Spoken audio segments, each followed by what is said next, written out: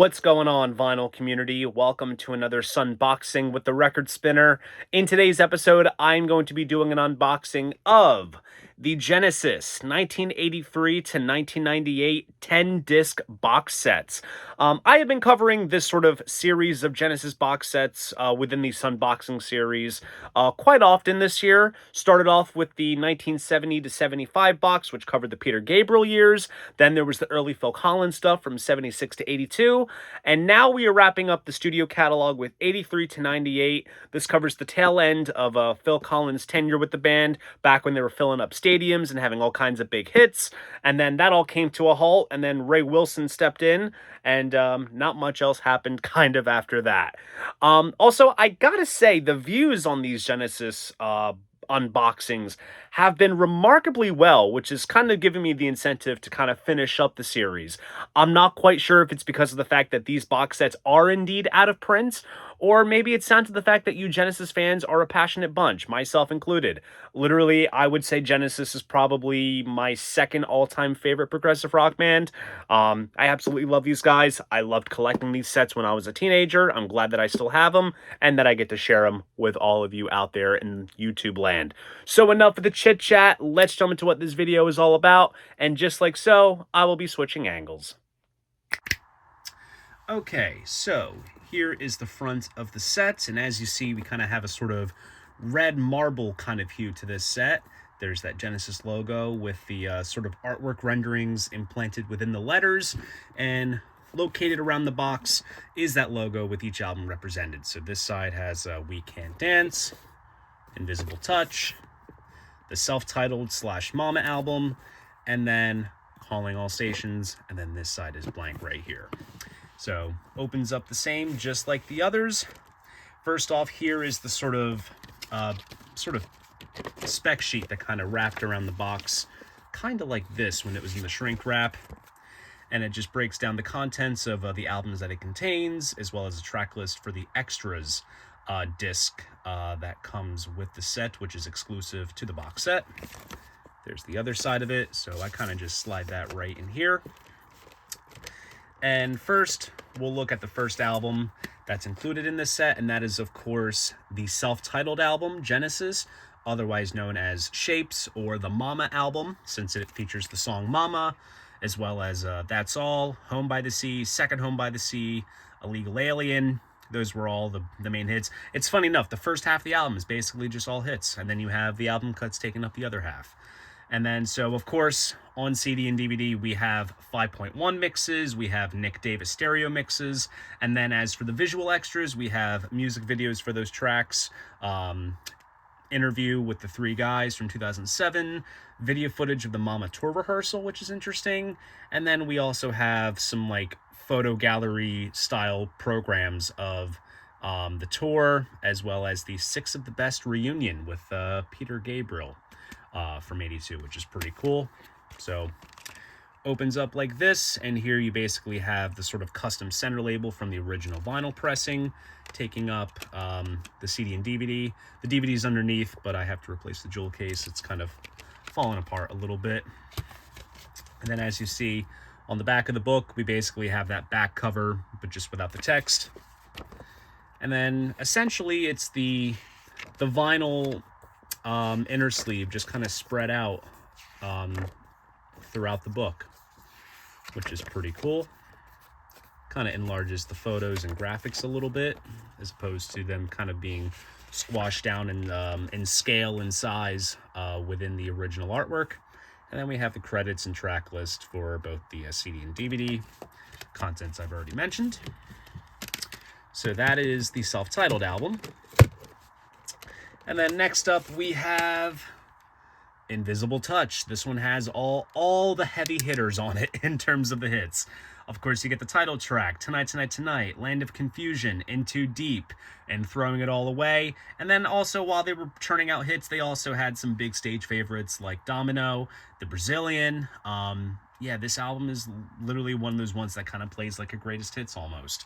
And then for the DVD visual extras, outside of the stereo remix and 5.1 mix, We do have some new interviews, a tour documentary called Visible Touch, which is pretty cool.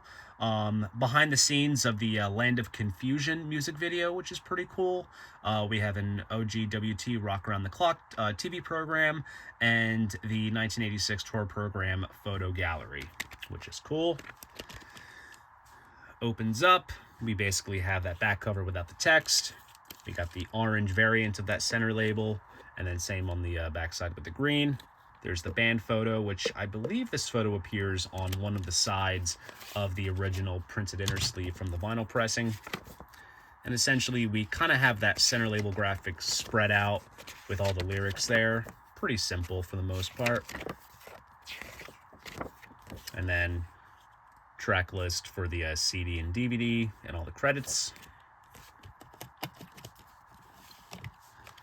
So overall, very nice. And then moving on, we have We Can't Dance. This was Phil Collins' last album with the band.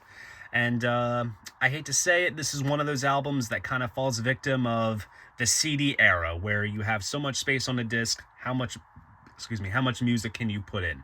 And there's quite a good amount of filler on this record. But nonetheless, it has its hits. No Son of Mine, Jesus He Knows Me, I Can't Dance, Hold On My Heart.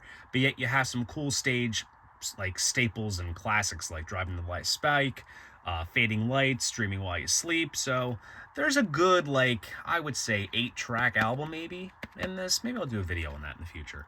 And then as for the DVD visual extras, we have videos for No Son of Mine, Jesus He Knows Me, I Can't Dance, Tell Me Why, Hold On My Heart. A reissues interview with the three guys from 2007. No Admittance, which is a sort of TV documentary about the making of the album, which is good fun. And then we have the tour program photo gallery as well. So opens up like that. And whoops, there's the DVD disc right there. As you can tell, I've had this for a while, so sometimes some of the original cases are kind of coming apart, and I gotta swap them out, but this is intact as it was when I first owned it. I think I got this for Christmas back in like 2010, 2011. I was 13 or 14. And then here's the booklet. And basically each song kind of has its own little graphic, so it's all kind of corresponds with the lyrics.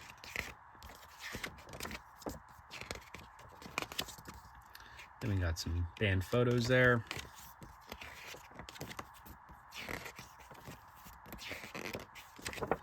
And then here's the track list there. And the credits. Good stuff. And then Phil Collins is out. Goes off to write Tarzan and conduct his continuous solo career.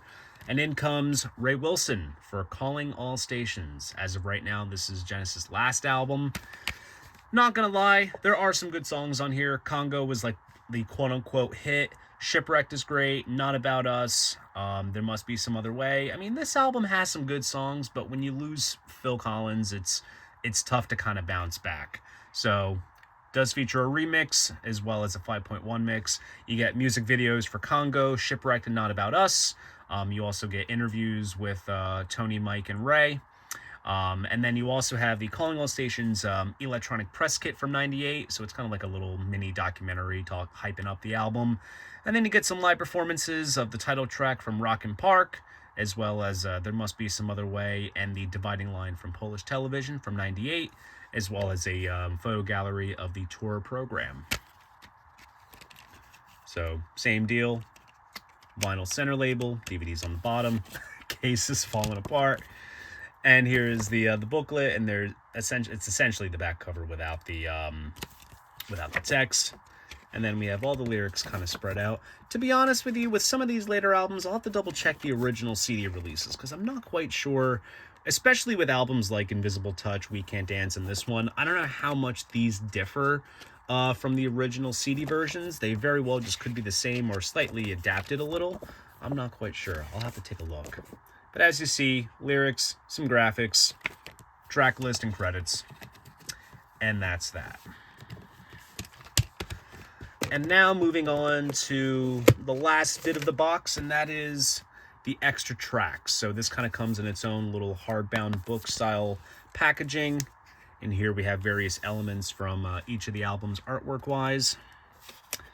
And then here is the disc for that, of what's included on the extras, which I'll kind of break down. There's a track list inside, and we'll kind of go through it. It does have its faults, I will say that. So we'll kind of flip through the book here. We have some band photos, brief write-ups for each of the albums. Now, I'm not sure if these were written by different writers, or it might be the same one. I'm not quite sure. There's a little screenshot from the Illegal Alien video. Not exactly a song or video that could exist today, let's just say that. They got away with it in '83, I don't know about now. Then we move on to Invisible Touch, and we have some screenshots from the Land of Confusion video. Then that's a screenshot from the Anything She Does video, which, not gonna lie, that song is a total deep cut, but that song and video is so fun. Then we move on to We Can't Dance. And then Calling All Stations. I think that's from the Congo video.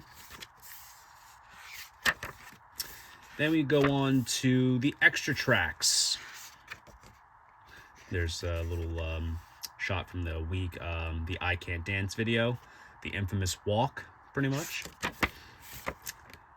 And that's that. So for the track list on the CDs as well as DVDs, so obviously we have B-sides from the self-titled album, as well as actually, I don't think the self-titled album had B-sides. It's mostly from, I think, Invisible Touch and We Can't Dance. However, the last three tracks are Ray Wilson B-sides. There are a lot more B-sides that that lineup had done that appeared on other CD singles that came out at that time, but they are not included here. So this is definitely not a complete sort of odds and sods B-sides kind of collection. They just picked three from that period and just called it. I don't know if that was just down to a vote, or they just thought that there would not be any interest, but it is not complete at all. Now, as for the DVD visual extras, we have some interviews. We have the electronic press kit for the Archive 2 box set, which covers 76 to 92. That came after the Archive 1 set that covered the Peter years. Then we have some footage from Nebworth, 1993, which is pretty good. And we also have the MMF Award ceremony from 2000, where they briefly kind of reunited and did a small set there. So that's included. And then same deal, you got the artwork graphics here. And then here is the DVD housed in there. All around good stuff. Not a bad little conclusion to the studio aspect of the Genesis catalog. But rest assured, this box set doesn't stop the journey here. There's more to come very, very soon. So there you guys go. That is my unboxing of the Genesis 1983 to 1998 10-disc box sets. If you enjoyed this video, please go ahead, give it a like, and subscribe to the channel. See you guys in the next video, and most importantly, keep the records spinning.